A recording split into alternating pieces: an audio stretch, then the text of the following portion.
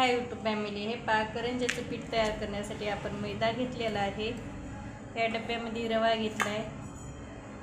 करंजी एकदम खुसखुशीत तयार होते, त्यासाठीच आपण रवा मैदा घेतलेला आहे।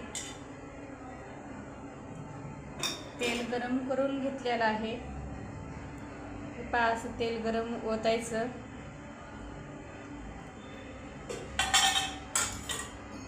तेल गरम झाल्यास पूर्ण पिठाला लावून घेऊत आता आपण।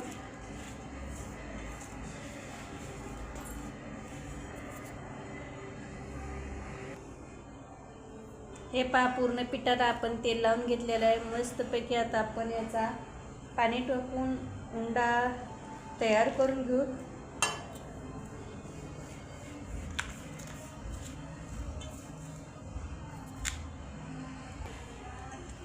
हे पहा, असं मस्तपैकी आपल्याला करंजीचं पीठ असं मळून घ्यायचं आहे।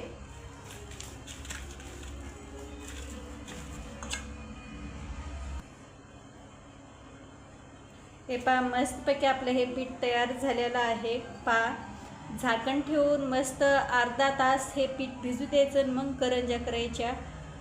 एकदम खुसखुशीत आपली करंजी तयार होते। आणि करंजीचं पान किंवा कवर तुम्ही जे म्हणता, एवढं खुसखुशीत लागतं की खूपच छान। चॅनलला नवीन असाल तर सबस्क्राईब करून घ्या, असेच तुम्हाला नवनवीन ब्लॉग पाहायला भेटतील। चला तर मग बाय।